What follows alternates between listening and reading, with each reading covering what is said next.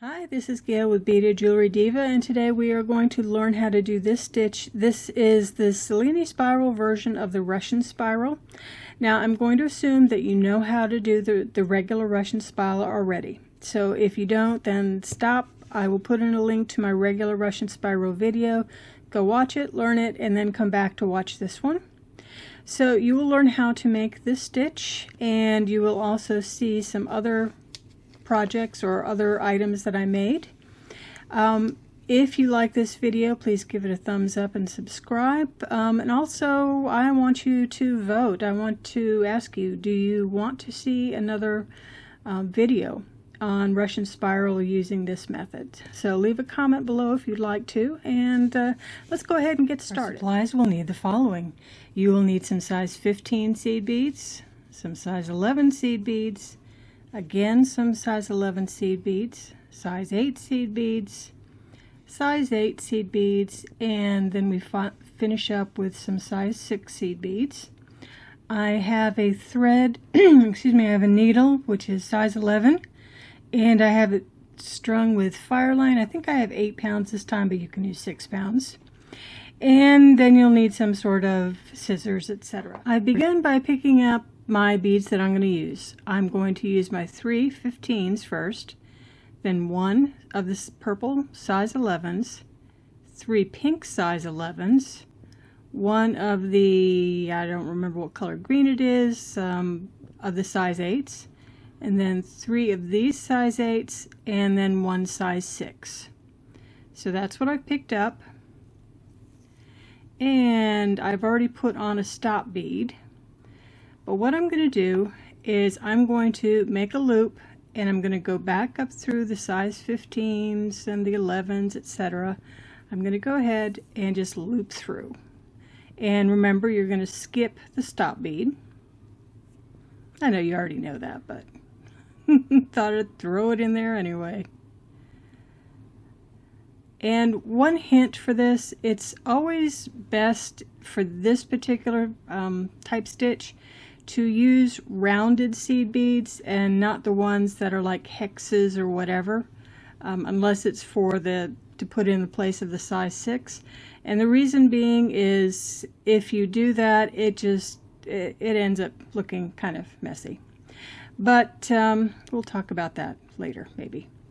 So I've gone through twice, whoopsie daisy, gone through twice. And now I'm going to go ahead and start picking up my beads. So I'm going to pick up 3 of the 15s and then 1 of the 11s. And you can see that I've kind of put them out like this so that it's easier for me to remember which color goes with which color. I tried laying them out this way, and that did not work. Alright, so I've got my 3 turquoise 15s and my purple 11, and I'm going to put my needle through the purple size 11. So here's what I'm doing. And pulling. Next I grab my 3 of my size 11 pinks and 1 of these turquoise-ish check type seed beads, and I'm going to go through this one. So you can see I'm going through the turquoise type one. Pick up 3 of these size 8s and then 1 size 6, and of course you're going to go through the size 6. So this is pretty much, you know, your garden variety Russian spiral. And that's what it looks like. Let's go ahead and do one more round, and then I'll talk to you about what we're going to do next. So one more round, 3 of the 15s, 1 of the purple 11s. Excuse my camera if it goes out of focus here and there. It's a new camera that I'm trying out. And whoopsie daisy. So let's see how it works. Alright, so I've got those on. I have my pink size 11s with my turquoise-ish going through the turquoise-ish one. And then picking up my 3 of these matte olivine iris or whatever they are, but I think they're pretty. I've got those 3, and then I've got my size 6, and I'm going to go through my size 6. Now what I'm going to do is I am going to go ahead and do a little bit more of this, and then we're going to come back. I'm going to show you how to switch out your thread, and then we're going to talk a little bit about things to watch out for, some tips and things of that nature. Alright, so I'll join you back in just a few minutes. As you can see, I've gotten some more done, and I'm just about out of thread, so I'm going to show you how I go ahead and add new thread. So I still got my needle on my old thread, and I've got a new needle with the new length of thread, and what I'm going to do is I'm going to find where I came out. I'm going to put my needle through, and I'm going to go around once or twice in the same pattern. So in other words, I'm just following the thread path, and I'm going to stitch in my new thread. So I'll go around a few times. Now for the sake of this video, because I don't want you to have to wait on me doing this, then what I'll do is go ahead and tie a half hitch here or there. Make sure you don't catch the other thread. And another half hitch. And we'll call that one done for this. I just go ahead and snip the thread, always remembering to snip the right thread, if you remember that one video. Okay, so here's the new thread is this long one, which, let's see if I can get this. Okay, that's the new thread. Here's the old thread, and with the old thread, first I'm going to tighten it down just a little bit, and then I'm going to go down through a few times. I'm basically going to do the same thing. I'm just going to follow some of the thread paths and tie a few half hitches along the way. Then when I'm done, I'm going to go ahead and snip. Okay, here is one tip. Let's see if I can bring you up close and show you what I mean. Now you need to go ahead and try to prevent these threads from showing, and it's most likely going to show between the size 15s and then this 11 and the other size 11s. This is where you're most apt to get that the thread showing. So here are some ideas for how to prevent that, and then when and if it happens, how to fix it. So what I've done is I've just come out of one of my gold size 6s, so I've got my size 15s and then my purple size 11, and I'm going into my purple size 11. And then when I draw down, I'm going to draw down somewhat. So in other words, instead of pulling up or anything, I'm pulling down. And if you notice, I am supporting this big bead with my finger. So I'm kind of smushing it in, or I'm holding it in place. Let's put it that way. Yeah, that sounds better. So then I pick up my next set. So yep, there we go. 3 pinks and the green. Put it in.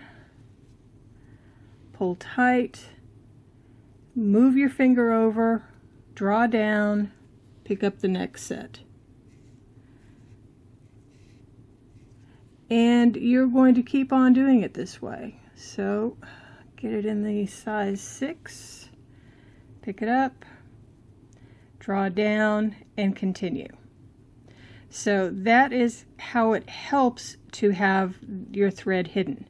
Now, as you can see, I didn't have the thread hidden way down here. So let's talk about how we can fix that.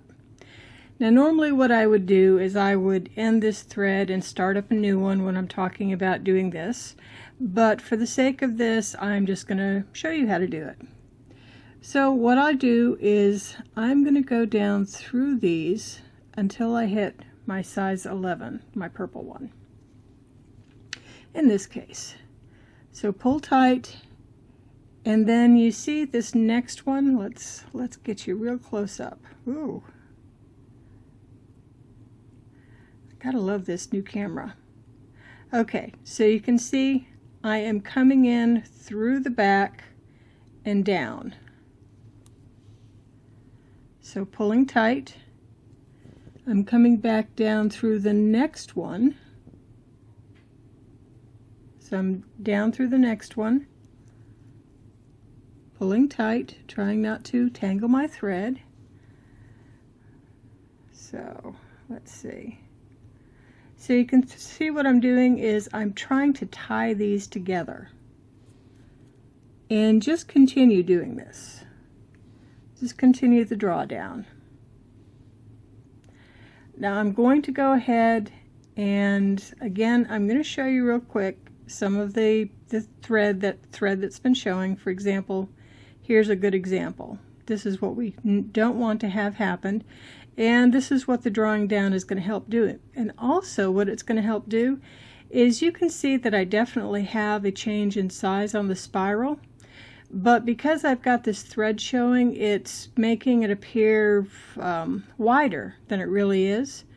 Drawing it down is going to make this spiral tighter. So you'll see what I mean when I get back. Okay, here you see after the drawdown, you can see that it has much more defined spiral to it just by taking those size 11s and just, you know, diagonally going down with them.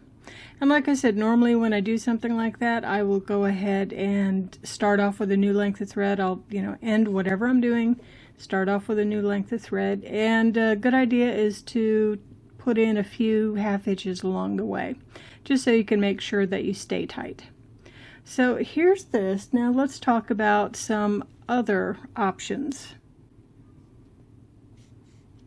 Another option is to use delicas. Like for these black ones, I've used delicas, and the delicas again are kind of smaller than the size 11s, but they're bigger than the size 15s.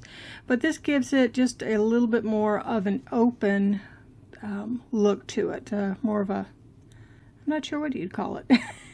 Anyway, it's not a stout, and as you can see, I also did not use 3 size 8 seed beads here. I used 3 size 11 seed beads when I was going up. So, and my size 6s are these silver ones. So this is a more dainty, I guess you want to call it, compared to this. This is a thicker one. And then here's one that I did, that these green ones are what they call the tube, Japanese tube beads. They're more tube-like than these down here, which are the traditional rounded beads. So it gives it a kind of a different look. Now you can use anything you want in place of like the size 6 beads or whatever. I mean, you can really just do all kinds of things. Now you can see that this is very, very flexible, and that's one thing that this Russian version or Russian spiral version of the Cellini spiral has going for it. It's very flexible, and if you've ever done any Cellini spiral with regular peyote, you know that it is not exactly flexible. And you may be asking, so what's the difference? Well, there really isn't a difference, truth be told. Really, this is just like a 3-drop peyote or a 3-drop, 1-drop peyote. And it's just that the 3 beads doing this give it the more flexibility. And one thing that it also does is it gives it, or makes it faster to work up. And I always love things that are fast to work up. So I got a question for you. Would you like to see a project made with this, I'm not sure what to call it except for the Russian spiral version of the Cellini spiral.